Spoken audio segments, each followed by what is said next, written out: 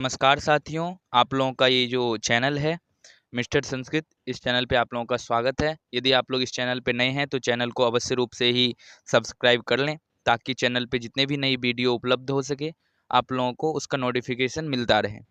तो पाठ को प्रारंभ करते हैं। आज का जो हमारा पाठ है वह एनसीईआरटी है, जो कि हम लोगों का लक्ष्य है कि आरंभ से अंत तक इसको ले जाना है।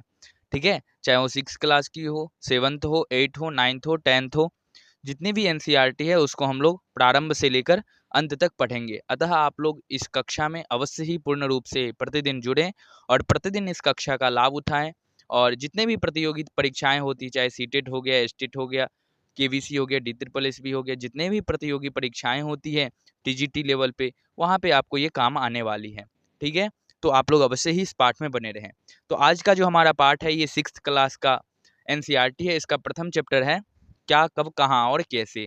बहुत अच्छा ही चैप्टर है। इसमें कहते हैं कि क्या, कब, कहाँ और कैसे। एक रसीदा नाम की कोई लड़की है, उसका सवाल है, वो यहाँ पे सोच रही है। रसीदा बैठी अखबार पढ़ रही थी, अचानक उसकी निगाह एक सुर्खी पर पड़ी। 100 साल पहले वह सोचने लगी कि यह कोई कैसे जान सकता है कि इतने वर्षों पहले क्या हुआ था। सही बात है कि मतलब मान लीजिए कि आज से 100 साल पहले क्या हुआ था ये आप लोग जान सकते हैं। 500 साल पहले क्या हुआ था, 2000 साल पहले क्या हुआ था, ये कैसे जान सकते हैं। ये जानना जो है एक प्रकार से नामुमकिन है। ठीक है, मान लीजिए 1 साल पहले क्या हुआ था ये हम जान सकते हैं, न्यूज रिपोर्ट देख के जान सकते हैं, किसी से पूछ के जान सकते हैं।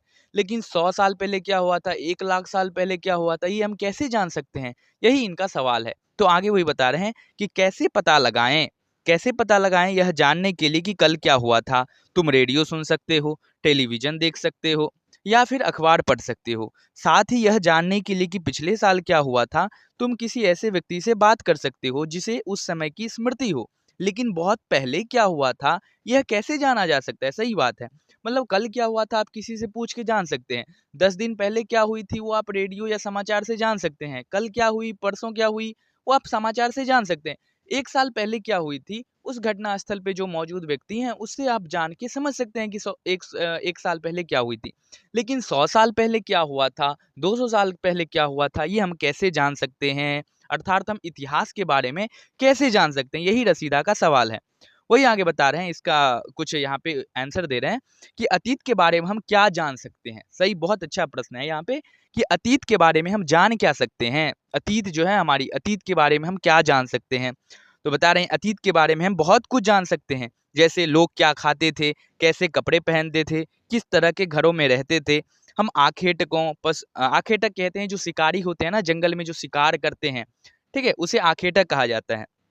आखेटकों, पशुपालकों, कृषकों, शासकों, व्यापारियों, पुरोहितों, शिल्पकारों, कलाकारों, संगीतकारों या फिर वैज्ञानिकों के जीवन के बारे में हम जानकारियाँ हासिल कर सकते हैं।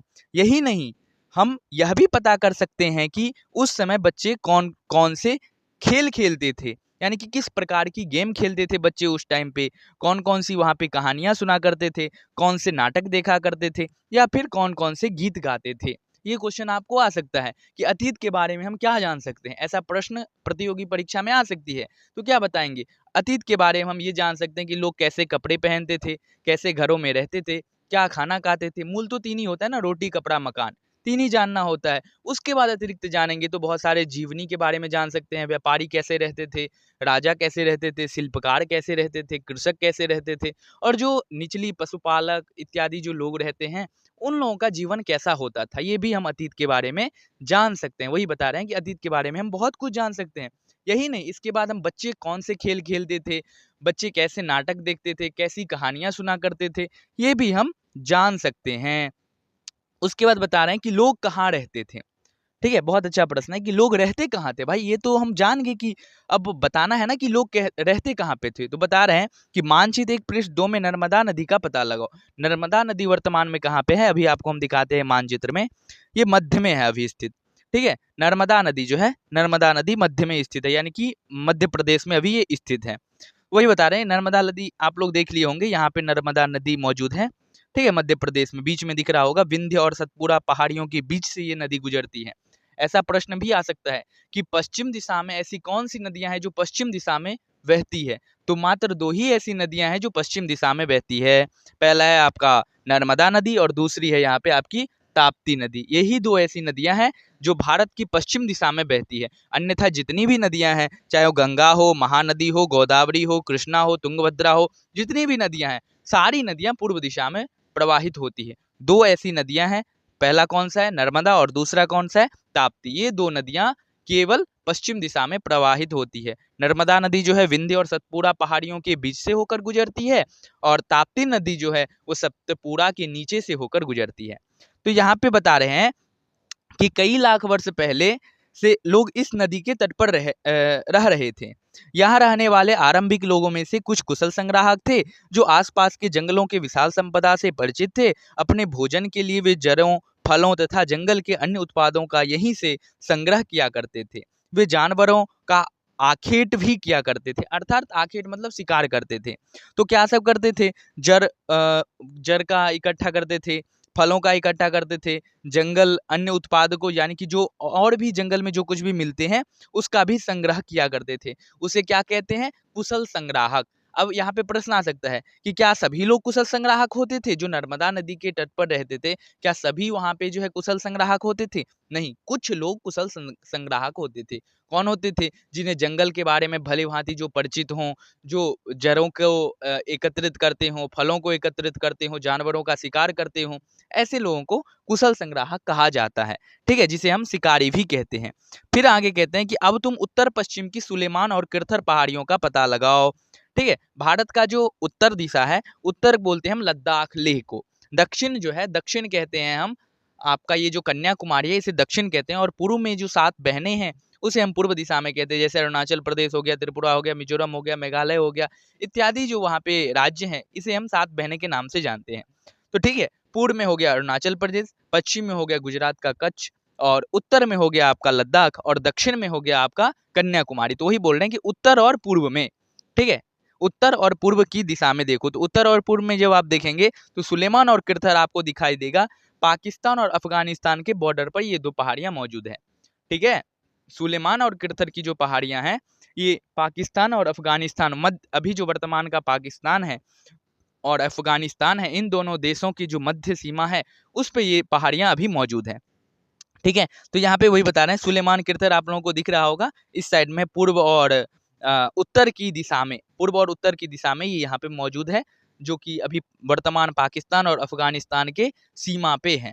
ठीक है, अब तुम उत्तर पश्चिम की सुलेमान और किरथर पहाड़ियों का पता लगाओ। हम लोगों ने पता लगा लिया। इसी क्षेत्र में कुछ ऐसे स्थान हैं जहां लगभग 8000 वर्ष पूर्व स्त्री पुरुष ने सबसे पहले गेहूं तथा जौ जैसी फसलों को उपजाना आरंभ किया। ठीक है, यही ऐसे क्षेत्र हैं जहां पे आज से लगभग 8000 साल पहले स्त्री और पुरुष ने मिलकर गेहूं और जौ जैसी फसलों को उपजाना प्रारंभ किया। अब प्रश्न ये पूछ सकता है कि क्या केवल पुरुष ही 8000 साल पहले कृषि प्रारंभ किए थे या फिर महिला? ठीक है, ऐसा क्वेश्चन आ सकता है, क्या केवल पुरुष ही प्रारंभ किए थे कृषि? नहीं, पुरुष और स्त्री दोनों ने मिलकर कृषि प्रारंभ किए थे। कितने वर्ष पहले? 8000 वर्ष पहले। ठीक है, कहाँ पे? तो सुलेमान और किरथर पहाड़ियों के बीच में एक क्षेत्र है बोलन दर्रे, वहां पे जो है ये लोग कृषि प्रारंभ किए थे। ठीक है, कितने वर्ष पहले? तो 8000 वर्ष पहले। ये हमेशा याद रखना है, कितने वर्ष पहले? तो 8000 वर्ष पहले। स्त्री पुरुष ने सबसे पहले गेहूं तथा जौ जैसी फसलों को उपजाना आरंभ किया। किन फसलों को उपजाना आरंभ किया? तो गेहूं और जौ जैसी फसलों को उपजाना आरंभ किया। उन्होंने भेड़, बकरी और गाय बैल जैसे पशुओं को पालतू बनाना भी शुरू कर दिया। ठीक है, ये लोग गांव में रहते थे। उत्तर पूर्व में गारो तथा मध्य भारत में विंध्य पहाड़ियों का पता लगाओ। ये कुछ अन्य ऐसे क्षेत्र थे जहां कृषि का विकास हुआ। जहां सबसे पहले चावल उगाया गया वे स्थान विंध्य के उत्तर में स्थित है। जहां सबसे पहले चावल उगाया गया वो कहाँ पे स्थित है? विंध्य के उत्तर में स्थित है। ठीक है, कहाँ पे स्थित है? तो विंध्य के उत्तर में स्थित है। ये जो विंध्य पहाड़ी आपको दिख रही है इसके उत्तर, यानी कि इससे थोड़ा और ऊपर जाएंगे यानी कि एमपी ही पड़ता है, भीमबेटका सब वहां पे अब आगे पढ़ेंगे पूरा स्थल सब, तो उसमें साक्ष्य मिला था।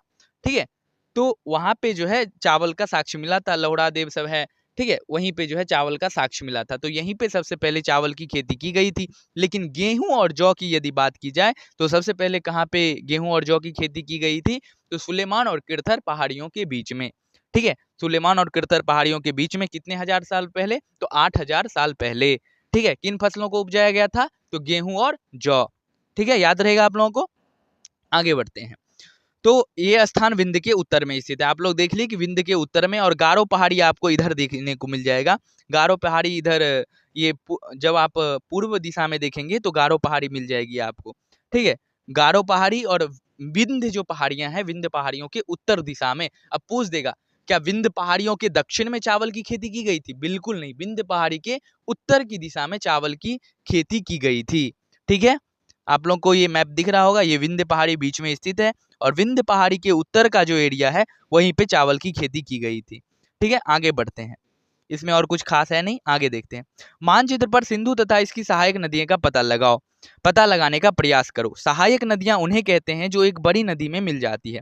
लगभग 4700 वर्ष पूर्व इन्हीं नदियों के किनारे कुछ आरंभिक नगर फले फूले थे। गंगा व इसकी सहायक नदियां के किनारे तथा समुद्र तटवर्ती इलाकों में नगरों का विकास लगभग 2500 वर्ष पूर्व हुआ। यहाँ जो है ना ये जो गंगा और गंगा की जो सहायक नदी है, ये गंगा नदी इधर हिमालय से निकलती है और इसकी सहायक नदी, बहुत सारी सहायक नदी है, सोन नदी हो गया, चंबल हो गया, बहुत सारी सहायक नदियां हैं। ठीक है, ब्रह्मपुत्रा हो गया। तो ये सब जो सोन नदियां सब सहायक नदी है गंगा की। तो यहीं पे बता रहे हैं कि गंगा नदी के तट पर सहायक नदियां उन्हें कहते हैं जो एक बड़ी नदियां में मिल जाती है। सहायक नदी उन्हें ही कहते हैं जो छोटी छोटी नदियां होती है, बड़ी नदियों में मिल जाती है, उसे हम सहायक नदी कहते हैं। लगभग 4700 वर्ष पूर्व इन्हीं नदियों के किनारे कुछ आरंभिक नगर फूले फले। लगभग आज से 4700 वर्ष पूर्व ये जो गंगा नदी है, सोन नदी है, इन नदी के किनारे जो नगर होते हैं ना, गांव अलग होता है, नगर, नगर मतलब होता है छोटा मोटा शहर, उस टाइम का नगर मतलब शहर कहते हैं। ठीक है, 4700 वर्ष इन्हीं स्थानों पे नगर जो है वो फले फूले थे। ठीक है, 4700 वर्ष पूर्व इन्हीं नदियों के किनारे कुछ आरंभिक नगर फले फूले थे। गंगा व इसकी सहायक नदियों के किनारे तथा समुद्र तटवर्ती इलाकों में नगरों का विकास लगभग 2500 वर्ष पूर्व हुआ। ठीक है, यहाँ जो है सहायक नदियां यानी कि गंगा व इसकी सहायक नदियों के किनारे तथा समुद्र तटवर्ती इलाकों में नगरों का विकास लगभग 2500 वर्ष पूर्व हुआ। कितने वर्ष पूर्व हुआ? 2500 वर्ष पूर्व हुआ। ठीक है, सहायक नदियां उन्हें कहते हैं। लगभग 4700 वर्ष पूर्व इन्हीं नदियों के किनारे कुछ आरंभिक नगर फले फूले थे, लेकिन नगरों का विकास कब हुआ? तो 2500 वर्ष पूर्व हुआ। ये हमेशा याद रखना है। ठीक है, गंगा तथा इसकी सहायक नदी सोन का पता लगाओ। ठीक है, सोन नदी यहीं पे है, मध्य में आपको देखने को मिल रहा होगा। गंगा की जो साथ अभी यहाँ पे दिख रहा है ना ब्लू कलर का, यही है सोन नदी।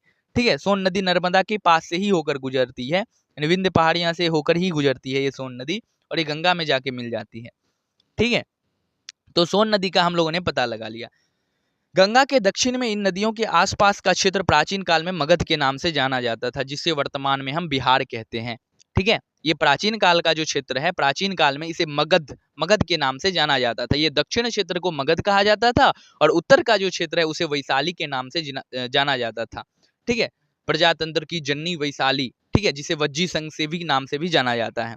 तो यही वहां पे बता रहे हैं कि मगध जो है इसी क्षेत्र में हुआ था। कहाँ पे? तो सोन नदी के आसपास। सोन नदी के तटवर्ती जो जितने भी क्षेत्र हैं प्राचीन काल में मगध के नाम से जाने जाते थे। वर्तमान में बिहार के नाम से वो वर्तमान में मौजूद है।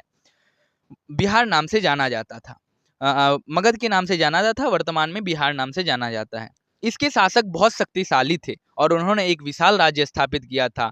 देश के अन्य हिस्सों में भी ऐसे राज्यों की स्थापना की गई। सही बात है, मगध का जो शासक था अशोक बहुत ही शक्तिशाली था। एक बार मगध का जो युद्ध हो गया था कलिंग के साथ जब युद्ध हुआ था तो लाखों लोगों को मार के एकदम एकदम लहू से पूरा कुरुक्षेत्र को रक्त रक्त कर दिए थे, यानी लाल लाल कर दिए, इतना लोगों का उन्होंने वध किया। एक चंगेज खान था, जब चंगेज खान घुसा था ना अफगानिस्तान में, तो पूरे अफगानिस्तान की जो जनसंख्या थी 50% से भी ज्यादा जनसंख्या को समाप्त कर दिया चंगेज खान। उसका एक टाइम में खौफ चलता था।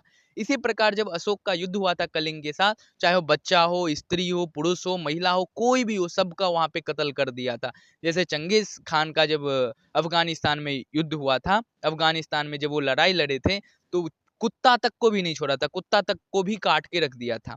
इसी प्रकार से यहाँ पे जब अशोक की लड़ाई हुई थी कलिंग के साथ, फिर हालांकि उसके बाद अशोक ने वैसा कोई भी युद्ध नहीं लड़ा। जब कलिंग का युद्ध देखा गया तब अशोक के भी हृदय में थोड़ा करुणा भाव उत्पन्न होगी और उसके बाद वो कभी युद्ध ही नहीं लड़ा।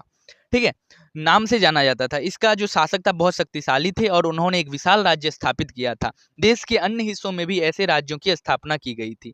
लोगों ने सदैव उपमहाद्वीप के एक हिस्से से दूसरे हिस्से तक यात्रा की। कभी कभी हिमालय जैसे ऊंचे पर्वतों, पहाड़ियों, रेगिस्तान, नदियां तथा समुद्र के कारण यात्रा जोखिम बड़ी होती थी। सही बात है। अब आप दूर दूर यात्रा करेंगे, ये जो हमारा उपमहाद्वीप है, भारतीय जो उपमहाद्वीप है, अब उपमहाद्वीप से उस पार जाने के लिए यानी कि दूसरे देश जाने के लिए आपको नाव की सहायता चाहिए, ठीक है, या फिर जहाज की सहायता चाहिए, या फिर पहाड़ियों को पार करना होता है। बहुत ऊंची ऊंची पहाड़ियां होती है। अब हम लोग आज के टाइम में 5 किलोमीटर, 5 किलोमीटर तो बहुत दूर की बात होगी, 100 मीटर 200 मीटर दूर चलते हैं तो सांस फूलने लगती है। लेकिन उस टाइम में सोचिए कैसे वो लोग उतनी उतनी दूर यात्रा करते थे। तो सही बात है, यात्रा जो है उस टाइम में जोखिम बड़ी हुई होती थी। ठीक है, यात्रा उनके लिए असंभव नहीं थी। अतः कभी लोग काम की तलाश में, तो कभी प्राकृतिक आपदाओं के कारण एक स्थान से दूसरे स्थान जाया करते थे। कभी कभी सेनाएं दूसरे क्षेत्रों पर विजय हासिल करने के लिए जाती थी। किस किस के लिए जाती थी? कभी लोग काम के तलाश के लिए जाते थे। दूसरी बात हो गई, ये प्रश्न आ सकता है कि लोग प्राचीन काल में यात्रा क्यों करते थे? प्रारंभिक काल में लोग यात्रा क्यों करते थे? तो पहला हो गया काम के तलाश में, दूसरा हो गया प्राकृतिक आपदाओं के कारण, तीसरा हो गया आपका यहाँ पे सेनाएं जो है, सेनाएं विजय हासिल करने के लिए यात्रा करती थी। इसके बाद चौथा कारण हो गया कि व्यापारी कभी कभी काफिले में भी व्यापारी जो है कभी काफिले में तो कभी जहाजों में अपनी साथ मूल्यवान वस्तुएं लेकर एक स्थान से दूसरे स्थान जाते रहते थे। तो चौथा कारण क्या हो गया कि व्यापारी भी अपने साथ कभी कभी मूल्यवान वस्तु लेकर व्यापार करने के लिए एक स्थान से दूसरे स्थान जाया करते थे। तो ये हो गया। लेकिन एक स्थान से दूसरे स्थान जाते रहते थे। धार्मिक गुरु लोगों को शिक्षा और सलाह देते हुए एक गांव से दूसरे गांव तथा एक कस्बे से दूसरे कस्बे जाया करते थे। जो धार्मिक गुरु होते हैं, धार्मिक गुरु उसे कहते हैं जो ज्ञान देते हैं। तो उस टाइम के जो धार्मिक गुरु होते थे वो भी एक स्थान से दूसरे स्थान जाया करते थे। क्यों जाते थे? क्योंकि उन्हें ज्ञान देना था, लोगों को शिक्षित करना था, इसलिए वो एक स्थान से दूसरे स्थान जाया करते थे। ठीक है, और यहाँ पे कुछ रोचक तथ्य की बात की जा रही है। और कुछ लोग नए और रोचक स्थानों की खोजने की चाह में उत्सुकतावश भी यात्रा किया करते थे। इन सभी यात्राओं से लोगों को एक दूसरे के विचारों को जानने का अवसर मिलता था। सही बात है, आज के टाइम में भी हम लोग कभी कभी यात्रा करते हैं, घूमने के लिए निकलते हैं, तो क्यों जाते हैं? उत्सुकतावश जाते हैं कि अरे वहां जाएंगे तो वहाँ का वातावरण कैसा होगा, वहाँ का भाषा कैसा होगा, वहाँ के लोग कैसे होंगे, वहाँ की कल्चर कैसी होगी, संस्कृति कैसा होगा, ये सब जानने के लिए उत्सुकतावश आज के टाइम में भी लोग यात्रा करते हैं। प्राचीन काल में भी करते थे और वर्तमान में भी करते हैं। ठीक है, तो कुछ लोग जो है उत्सुकतावश, उसकी एक आकांक्षा होती है जानने की, तो उत्सुकतावश जो है यात्रा किया करते थे। आज लोग यात्राएं क्यों करते हैं? अब प्रश्न ये है कि आज लोग यात्राएं क्यों करते हैं? आप लोग बताइएगा कि आज लोग क्या क्यों यात्रा करते हैं। तो पहला तो मैं आपको बता दिया कि उत्सुकता के कारण करते हैं। दूसरा आप लोग कमेंट के माध्यम से बताइएगा, दूसरा तीसरा चौथा जितना भी। दूसरा ये भी हो सकता है कि काम की तलाश में यात्रा करते हैं, पढ़ने के लिए यात्रा करते हैं, घूमने के लिए यात्रा करते हैं, बहुत सारा कारण हो जाएगा। तो आप लोग कम से कम 2 कारण नंबर देकर अवश्य ही कमेंट के माध्यम से टाइप कीजिएगा। एक बार फिर से मानचित्र को एक को देखो। पहाड़ियां, पर्वत और समुद्र इस महाद्वीप की प्राकृतिक सीमाओं का निर्माण करते हैं। हालांकि लोगों के लिए इन सीमाओं को पार करना आसान नहीं था। जिन्होंने ऐसा चाहा वे ऐसा कर सके, वे पर्वतों की ऊंचाई को छू सके तथा गहरे समुद्रों को पार कर सके। उपमहाद्वीप के बाहर से भी कुछ लोग यहाँ आए और यहीं बस गए। ठीक है, ये जो आपको अभी मानचित्र दिखाया जा रहा है, इस मानचित्र के आप जो देखेंगे पूर्व और पश्चिम तरफ समुद्र मिलेगा, नीचे की दक्षिण की ओर।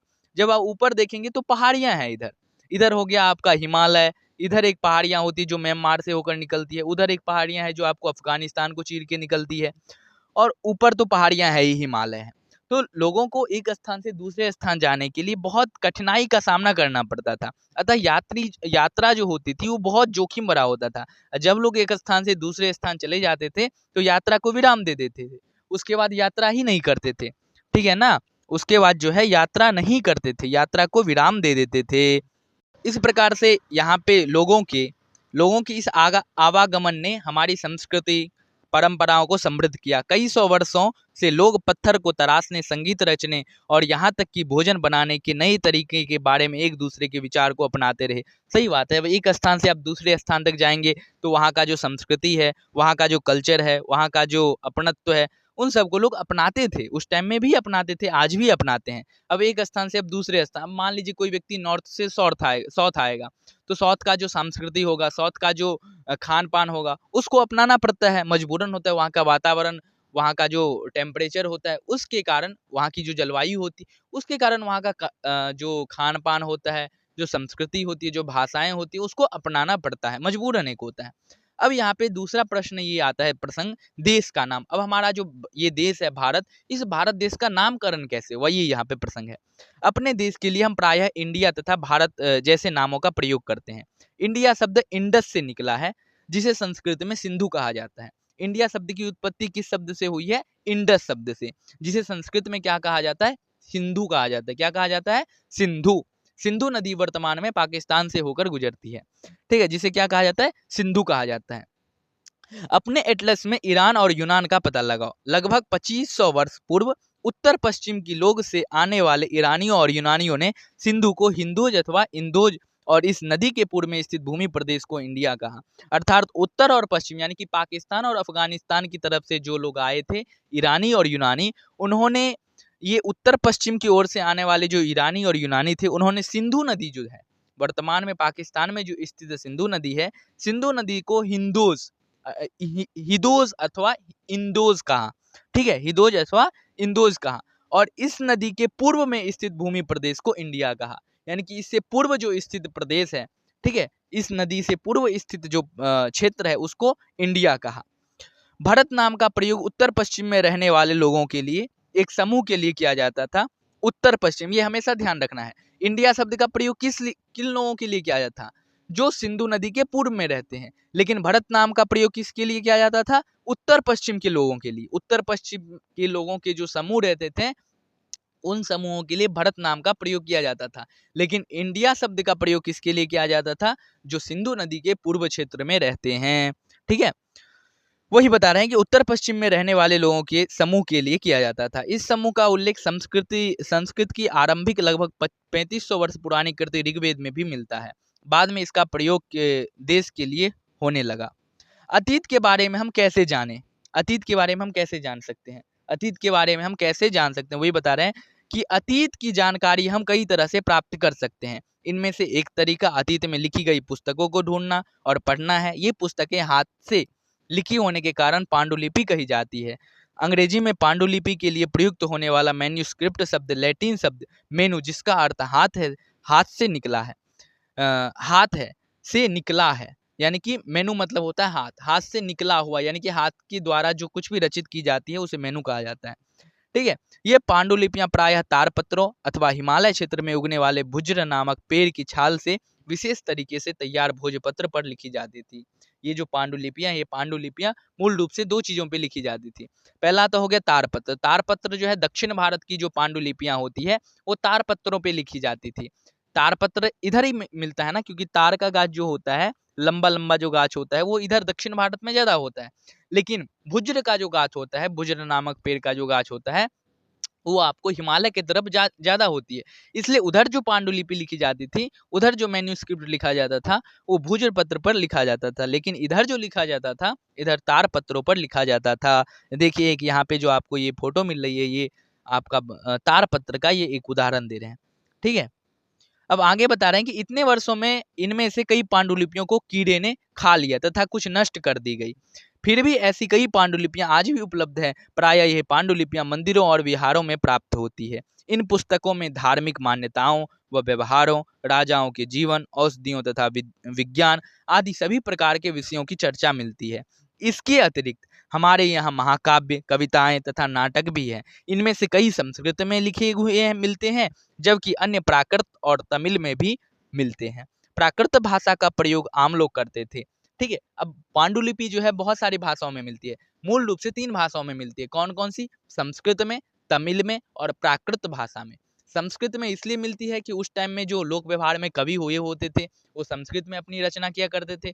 प्राकृत में इसलिए मिलती है कि उस टाइम की जो लोक व्यवहार की भाषा थी वो प्राकृत भाषा थी। और तमिल में इसलिए मिलती है क्योंकि दक्षिण क्षेत्र की जो पांडुलिपि रची गई है वो तमिल भाषा में लिखी गई है, और तमिल भाषा भी एक बहुत प्राचीन भाषा है, ठीक है। इसलिए इन 3 भाषाओं में पांडुलिपियां आज भी मिलती है। हम अभिलेखों का भी अध्ययन कर सकते हैं। ऐसे लेख पत्थर अथवा धातु जैसी अपेक्षाकृत कठोर सतहों पर उत्कीर्ण किए गए मिलते हैं। कभी कभी शासक अथवा अन्य लोग अपनी आदेशों को इस तरह उत्कीर्ण करवाते थे ताकि लोग इन्हें देख सकें, पढ़ सकें तथा उनका पालन कर सकें। कुछ अन्य प्रकार के अभिलेख भी मिलते हैं, जिनमें राजाओं तथा रानियां सहित अन्य स्त्री पुरुषों ने भी अपने कार्यों के विवरण उत्कीर्ण करवाए। उदाहरण के लिए प्रायः शासक लड़ाइयों में अर्जित विजयों का लेखा जोखा किया करते थे। अब अभिलेख क्या होता है? पांडुलिपि और अभिलेख में एक अंतर है। पांडुलिपि जो होती है वो तारपत्र या भुजपत्र पर लिखी जाती थी, लेकिन अभिलेख जो होता था, अभिलेख या तो पत्थर पे लिखाया जाता था या फिर कोई कठोर ऐसी पदार्थ होती थी जिसपे अभिलेख को लिखाया जाता था, जो कि वर्षों वर्षों तक कहीं पे भी रख दिया जाता था तो वैसा ही रहता था। तो ये अभिलेख और पांडुलिपियों में एक सामान्य सा अंतर है। ठीक है, ये दोनों में बस सामान्य सा अंतर है। तो प्राचीन काल में राजा जो है वो युद्ध में कितना विजय प्राप्त किए, कितना हारे, कितना जीते, वो अपनी लेखा जोखा रखवाते थे, और कुछ जो आम जनताएं होती थी वो भी अपना कुछ लेखा जोखा लिखवाया करते थे। ठीक है, क्या तुम बता सकती हो ये जो अभी आपको पांडुलिपि, ये अभिलेख जो यहाँ पे दिख रहा है, ये अभिलेख अशोक ने मंगवाया था। ठीक है, अशोक कांधार से मंगवाया था। अशोक नामक शासक के आदेश पर उत्कीर्ण करवाया गया था। इस शासक के विषय में आप अध्याय 7 में पढ़ेंगे। ठीक है, जब हम कुछ लिखते हैं तब हम किसी लिपि का प्रयोग करते हैं। लिपियां अक्षरों अथवा संकेतों से बनी होती है। जब हम कुछ बोलते हैं अथवा पढ़ते हैं तब हम भाषा का प्रयोग करते हैं। यह अभिलेख इस क्षेत्र में प्रयुक्त होने वाली यूनानी तथा आर्मेइक नामक दो भिन्न लिपियों तथा भाषाओं में है। ये जो अभी आपको अभिलेख दिख रहा है, ये दो भाषाओं में यहाँ पे निहित है। दो भाषाओं की लिपि में यहाँ पे निहित है। कौन कौन सी? यूनानी और आरामेइक। हाँ, ठीक है, आरामेइक दो भाषाओं में यहाँ पे लिखी गई है। क्या तुम बता सकती हो कि कठोर सतह पर लेख लिखवाने का क्या लाभ थे? ऐसे करवाने में क्या कठिनाई आती थी? इसके अतिरिक्त अन्य कई वस्तुएं अतीत में बनी और प्रयोग में लाई जाती थी। ऐसी वस्तुओं का अध्ययन करने वाले व्यक्ति पुरातत्वविद कहलाता है। पुरातत्वविद पत्थर और ईंट से बनी इमारतों को, अवशेषों, चित्रों और मूर्तियों, पुरातत्वविद हम उसे कहते हैं जो अतीत की बनी हुई वस्तु, चाहे वो मिट्टी का बर्तन हो, चाहे वो कोई पुराना खिलौना हो, चाहे वो प्राचीन काल का कोई घड़ा हो, या फिर अभिलेख हो, या फिर पांडुलिपि हो, इन सब वस्तुओं का जो अध्ययन करता है, इस पे जो रिसर्च करता है, इस पे जो शोध करता है, ऐसे व्यक्ति को हम पुरातत्वविद कहते हैं। ऐसे व्यक्ति को क्या कहते हैं?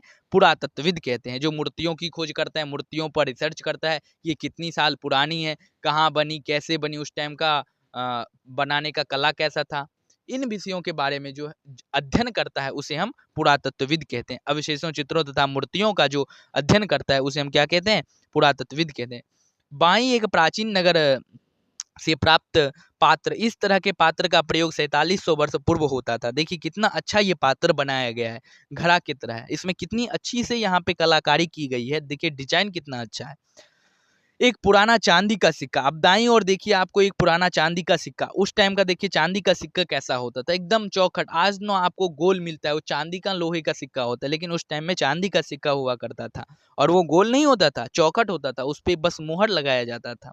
ठीक है, एक पुराना चांदी का सिक्का। इस तरह के सिक्कों का प्रयोग लगभग 2500 वर्ष पूर्व होता था। हमारे द्वारा आज प्रयोग में आने वाले सिक्कों से यह सिक्का कैसे भिन्न है? सही बात है, बहुत भिन्न है।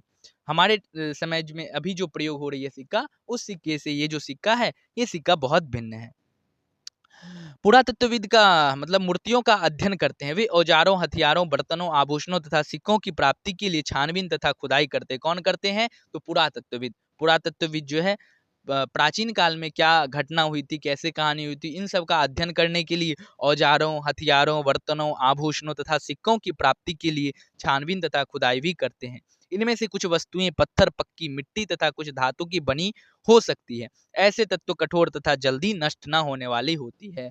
ठीक है, अब कुछ उसमें नष्ट हो जाती है, कुछ ऐसे वस्तु होती है जो नष्ट हो जाती है, लेकिन कुछ कुछ ऐसी वस्तुएं होती है जो कभी नष्ट ना होने वाली होती है। ठीक है, ऐसे वस्तु का जो अध्ययन करता है उसे हम क्या बोलते हैं? पुरातत्वविद बोलते हैं। पुरातत्वविद जानवरों, चिड़ियों तथा मछलियों की हड्डियां ढूंढते हैं। इससे उन्हें यह जानने में भी मदद मिलती है कि अतीत में लोग क्या खाते थे। अब उस टाइम में जो है पुरातत्वविद ये क्या है ना कि वर्तमान में ये भी ढूंढते हैं कि प्राचीन काल के लोग खाते क्या थे, प्राचीन काल के लोग क्या पहनते थे। इसके लिए वो जो है हड्डियों का, हड्डी जो होती है, यानी कि जो जानवर है उस जानवर का हड्डी, चिड़िया का हड्डी तथा मछलियों की जो हड्डी होती है उसको ढूंढते हैं। इससे उन्हें यह जानने में भी मदद मिलती है कि अतीत में लोग क्या खाते थे। वनस्पतियों के अवशेष बहुत मुश्किल से बच पाते हैं। यदि अन्न के दाने अथवा लकड़ी के टुकड़े जल जाते हैं तो वे जले हुए रूप में बचते हैं। ठीक है, यदि अब जल जाएंगे, अन्न के दाने जल जाएंगे, ठीक है, लकड़ी जल जाएंगी, तो क्या होगा? कोयले के रूप में बचता है, जले हुए के अवशेष के रूप में बचता है। क्या पुरातत्वविद को बहुधा कपड़ों के अवशेष मिलते होंगे? अब बात यहाँ पे ये हो रही है कि क्या पुरातत्वविद जो हैं उसको कपड़ों के अवशेष मिलते होंगे? सही बात है, कपड़ों के अवशेष कैसे मिलेंगे? क्योंकि कपड़े जो होते कॉटन के होते होंगे, वो कुछ दिनों के बाद यदि मिट्टी में दब गए तो सड़ गए, फिर वो कैसे उसका अवशेष मिलेगा? तो बता रहे हैं कि पांडुलिपियों, अभिलेखों तथा पुरातत्व से ज्ञात जानकारियों के लिए इतिहासकार प्रायः स्रोत शब्द का प्रयोग करते हैं। इतिहासकार उन्हें कहते हैं जो अतीत का अध्ययन करते हैं। स्रोत के प्राप्त होते ही अतीत के बारे में पढ़ना बहुत रोचक होता है, क्योंकि इन स्रोतों की सहायता से हम धीरे धीरे अतीत का पुनर्निर्माण करते जाते हैं। अतः इतिहासकार तथा पुरातत्वविद इन उन जासूसों की तरह हैं जो इन सभी स्रोतों का प्रयोग सुराग के रूप में कर अतीत को जानने का प्रयास करते हैं। तो यहाँ पे बता रहे हैं कि पांडुलिपियों, अभिलेखों तथा पुरातत्व से ज्ञात जानकारी के लिए इतिहासकार प्रायः किन शब्दों का प्रयोग करते हैं? स्रोत शब्द का। आपको ये प्रश्न पूछ सकता है, तो इतिहासकार प्रायः स्रोत शब्द का प्रयोग किस लिए करता है? केवल अभिलेखों की जानकारी के लिए, केवल पांडुलिपियों की जानकारी के लिए, या फिर अभिलेखों, पांडुलिपियों या पुरातत्व से ज्ञात जानकारियों के लिए?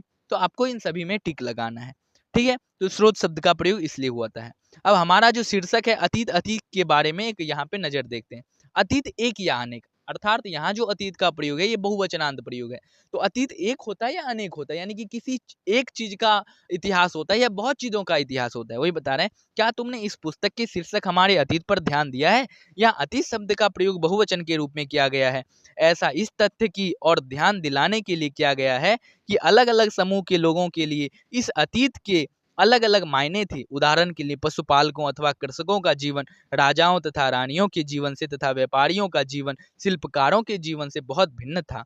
जैसा कि हम आज भी देखते हैं, उस समय भी देश के अलग अलग हिस्सों में लोग अलग अलग व्यवहारों और रीति रिवाजों का पालन करते थे। उदाहरण के लिए आज अंडमान द्वीप के अधिकांश लोग अपना भोजन मछलियां पकड़कर, शिकार करके तथा फल फूल के संग्रह द्वारा प्राप्त करते हैं। इसके विपरीत शहर में रहने वाले लोग खाद्य आपूर्ति के लिए अन्य व्यक्तियों पर निर्भर करते हैं। इस तरह के भेद अतीत में भी विद्यमान थे। अब जैसे कि सही बात है, अब मान लीजिए आज के टाइम में, वर्तमान में क्या है कि अंडमान में जो लोग रहते हैं वो आज भी मछली का ही भोजन करते हैं। उन्हें और कुछ खाने को नहीं मिलता है, वो मछली का ही भोजन करते हैं। लेकिन वही भारत में देख लोग अनेक प्रकार का भोजन करते हैं। और वहाँ पे ऐसा नहीं मैं बोल रहा हूँ कि अंडमान में केवल मछली का ही भोजन करते हैं, लेकिन उन्हें जो है ना खाने कैसे मिलेगा, क्योंकि चारों तरफ समुद्रों से घिरा हुआ है, खाना ले जाने आने में ही बहुत कठिनाई हो सकती है। इसलिए वहाँ के लोग जो है अब मछली पर ज्यादा निर्भर रहते हैं, मछली का भोजन अधिकांश करते हैं। ठीक है, मछली वहाँ के लोग ज्यादा खाते हैं। ऐसे ही प्राचीन काल में भी होते होंगे। अब जो लोग थोड़ा उच्च स्तर के होंगे, उसका जीवन, उसके रहने का तरीका अलग होता होगा, उसके खान पान का तरीका अलग होता होगा, उसका संस्कृति जो है वो अलग होता होगा। जो थोड़े निम्न वर्ग के लोग होते हैं, जैसे व्यापारी हो गया, कृषक हो गया, पशुपालक हो गया, ऐसे लोगों का जो जीवन होता होगा वो थोड़ा शांत होगा, सामान्य जीवन होता होगा, यानी ये उतना उच्च स्तर का जीवन नहीं होता होगा। वही बता रहे हैं कि ये जो भेद है ये वर्तमान में भी विद्यमान है और अतीत में भी विद्यमान था। इसके अतिरिक्त एक अन्य तरह का भेद है। ठीक है, इसके अतिरिक्त एक अन्य तरह का भेद है। उस समय शासक अपनी विजयों का लेखा जोखा रखते थे। यही कारण है कि हम उन शासकों तथा उनके द्वारा लड़ी जाने वाली लड़ाइयों के बारे में काफी कुछ जानते हैं, जबकि शिकारी, मछुआरे, संग्राहक, कृषक अथवा पशुपालक जैसे आम आदमी प्रायः अपने कार्यों को लेखा जोखा नहीं रखते थे। पुरातत्वों की सहायता से हमें उनके जीवन को जानने में मदद मिलती है। हालांकि अभी भी इनके बारे में बहुत कुछ जानना शेष है। तिथियों का मतलब, अब देखिए प्राचीन काल में जो है राजा के बारे में हम कितना जानते हैं। अरे भाई वो राजा था, चंद्रगुप्त था, ये था, वो था, समुद्रगुप्त था, मगध का अशोक था, ये था, ये कुषाण का राजा था, चालुक्य था, चोल वंश का था। इन राजाओं के बारे में हम कितना जानते हैं, बहुत कुछ उनका पूरा हम हिस्ट्री जानते हैं, बचपन से लेके बुढ़ापा तक पूरा उसका हम लोग जानते हैं। लेकिन उसी राजा के राज्य में जो जनता रहती होगी, जो कृषक हो गया, पशुपालक हो गया, शिकारी हो गया, व्यापारी हो गया, शिल्पकार हो गया, क्या उनके बारे में हमें अभी वर्तमान में कुछ पता है? नहीं पता है, क्योंकि वो लोग के पास उतना धन नहीं होता था, उन लोगों के पास उतनी संपत्ति नहीं होती थी कि वो लोग अपना पांडुलिपि लिखवा सके, वो लोग अपना अभिलेख लिखवा सके। लेकिन जो राजा होते थे उनके पास धन संपत्ति दौलत होती थी, जिस कारण वो राजा लोग अपना अभिलेख लिखवाते थे। ठीक है, और इसी कारण हम लोगों को राजाओं के बारे में ही केवल जानकारी मिलती है। उनके राज्य में जो रहते थे, जो निम्न वर्गीय लोग रहते थे, उनके बारे में हमें जानकारी नहीं मिलती है। ठीक है, अब आगे बता रहे हैं, जानना शेष है। हालांकि उनके बारे में भी अभी जानना शेष है, उनके बारे में जानकारियां मिलती है, लेकिन उतना जो करेक्ट जानकारी होती है, जैसे राजाओं की जानकारी होती है, वैसा करेक्ट जानकारी उन लोगों के बारे में नहीं मिलती है। आगे बता रहे हैं तिथियों का मतलब। अब तिथि का मतलब क्या है? सामान्य ये प्रसंग है। अगर कोई किसी तिथि के विषय में पूछे तो तुम शायद उस दिन की तारीख, माह, वर्ष, जैसे कि 2000 या इसी तरह का कोई और वर्ष बताओगी। वर्ष की यह गणना ईसाई धर्म प्रवर्तक जो ईसा मसीह के जन्म की तिथि से की जाती है। अतः 2000 वर्ष कहने का तात्पर्य ईसा मसीह के जन्म से 2000 वर्ष के बाद से है। ईसा मसीह के जन्म के पूर्व की सभी तिथियां ईसा पूर्व के रूप में जानी जाती है। इस पुस्तक में हम 2000 को अपना आरंभिक बिंदु मानते हुए वर्तमान से पूर्व की तिथियों का उल्लेख करेंगे। अब यहाँ पे जो भी आपको डेट बताया जाएगा, जैसे 4700 हो गया, 2500 हो गया, 8000 हो गया, अब आपको 2000 मानकर उससे पीछे जाना है। ये नहीं 2024 में तो 24 में मान लेंगे, 25 में तो 25 में मान लेंगे, 2000 मानकर उससे पीछे की गणना करते हैं। ठीक है। अब ये जो आपको ये शुरू हुआ है 2024-25, ये जो शुरू होता है ये ईसा मसीह के जन्म के बाद शुरू होता है, लेकिन उससे पूर्व का जो काल है, उससे पूर्व का जो समय है, उसे हम ईसा पूर्व के नाम से कहते हैं। वही यहाँ पे बता रहे हैं कि उससे पूर्व का जो काल था, उससे पूर्व में जो बीता हुआ था, उसे हम ईसा पूर्व के नाम से जानते हैं। वही बता रहे हैं कि इतिहास और तिथियां। अंग्रेजी में बीसी, बीसी का मतलब क्या होता है? हिंदी में ईसा पूर्व का तात्पर्य बिफोर क्राइस्ट, ईसा पूर्व होता है, यानी कि बीसी का मतलब बिफोर क्राइस्ट, यानी कि ईसा पूर्व, ये अर्थ होता है। कभी कभी तुम तिथियों से पहले एडी, हिंदी में ई लिखा पाती हो, यह एनो डोमिन नामक दो लैटिन शब्दों से बना है तथा इसका तात्पर्य ईसा मसीह के जन्म के वर्ष से है। यानी कि एडी मतलब हो गया जब ईसा मसीह का जन्म हुआ है, वहां से लेकर जो युग प्रारंभ हुआ है, जो अभी चल रहा है तिथि, वो ईसा मसीह के जन्म से जो शुरू होकर तिथि चल रहा है, वो होता है एडी का मतलब। ठीक है। लेकिन ईसा पूर्व बीसी का मतलब क्या होता है कि ईसा के जन्म से पूर्व। एडी क्या होता है? ईसा का जब जन्म हुआ है वहां से लेकर। ठीक है। बीसी और एडी में यही अंतर है। कभी कभी एडी की जगह सीई तथा बीसी की जगह बीसीई का प्रयोग होता है। सीई अक्षरों का प्रयोग कॉमन एरा तथा बीसीई का बिफोर कॉमन एरा के लिए होता है। हम इन शब्दों का प्रयोग इसलिए करते हैं क्योंकि विश्व के अधिकांश देशों में अब इस कैलेंडर का प्रयोग सामान्य हो गया। भारत में तिथियों के रूप का प्रयोग लगभग 200 वर्ष पूर्व आरंभ हुआ था। कभी कभी अंग्रेजी के बीपी अक्षरों का प्रयोग होता है, जिसका तात्पर्य बिफोर प्रेजेंट, वर्तमान से पहले है। पृष्ठ 3 पर दो तिथियां हैं, उनका पता लगाओ, इनके लिए तुम किसी अक्षर समूह का प्रयोग करोगे। हम देख लीजिए, मान लीजिए कभी कभी आपको क्वेश्चन ये देगा कॉमन एरा, सी का मतलब क्या होता है? ठीक है, सी का मतलब क्या होता है? Common era. अब पूछ देगा सी मतलब बीसी होता है या फिर एडी होता है, ऐसा वहां पे देता है ऑप्शन में, या फिर बीसीई होता है। तो क्या बताएंगे? सी मतलब बिफोर कॉमन एरा। ठीक है, कॉमन एरा मतलब जो ईसा पूर्व है उसे हम कहते हैं कॉमन एरा। ठीक है। इस प्रकार से क्वेश्चन आपके प्रतियोगी परीक्षा में आ सकते हैं। ठीक है। तो ये जो पाठ है, ये पाठ यहीं पे समाप्त होता है। इस पाठ का जो प्रश्नोत्तरी है, ये आप लोग एक बार अवश्य ही करके मुझे भेजें। इसमें कुछ उपयोगी शब्द हैं, जैसे यात्रा, पांडुलिपि, अभिलेख, पुरातत्व, इतिहासकार, स्रोत, अज्ञात, लिपि, अर्थ निकालना। ठीक है, ये सब नॉर्मल उपयोगी शब्द हैं, इसका आप उपयोग कर सकते हैं। और इसका जो है ये मेल करना है, इसको आप लोगों को मेल करके सम्मेलन करना है। ठीक है। अब नर्मदा घाटी कहाँ पे है, लगभग 2500 वर्ष पूर्व के नगर कौन से हैं, ठीक है, ये सब इसको मिलाना है आप लोगों को। इस प्रकार से ये जो आज का पाठ है, आज का पाठ यहीं पे हम अंत करते हैं। ठीक है। आज का पाठ जो था ये एनसीईआरटी के जो इतिहास की जो पुस्तक है, हिंदी माध्यम से ये कक्षा चलेगी। प्रतिदिन आपको लोगों को ये वीडियो उपलब्ध होती रहेगी। हालांकि कभी कभी 2 दिन 3 दिन पे भी मिल सकती है, लेकिन प्रयास पूर्ण रहेगा कि प्रतिदिन आप लोगों को ये जो एनसीईआरटी की कक्षा है, इसकी वीडियो प्रतिदिन मिलती रहे। अतः आप लोग इस चैनल पर बने रहें और प्रतिदिन की कक्षा में अवश्य रूप से जुड़े। तब तक के लिए बहुत बहुत धन्यवाद। मिलते हैं अग्रिम पाठ में नए चैप्टर के साथ, नए अध्याय के साथ। अग्रिम पाठ में पुनः प्रतीक्षा रहेगा हिस्ट्री की कक्षा का। तब तक के लिए आप लोग इस चैनल पे बने रहें। यदि आप लोग इस चैनल पे नए हैं तो चैनल को सब्सक्राइब कर लें। यदि यह पाठ आप लोगों को अच्छा लगे तो पाठ को लाइक करें और अवश्य अपने मित्रों को प्रेषित करें, क्योंकि ये जो पाठ है ये बहुत सारे प्रतियोगी परीक्षाओं के लिए अति आवश्यक है।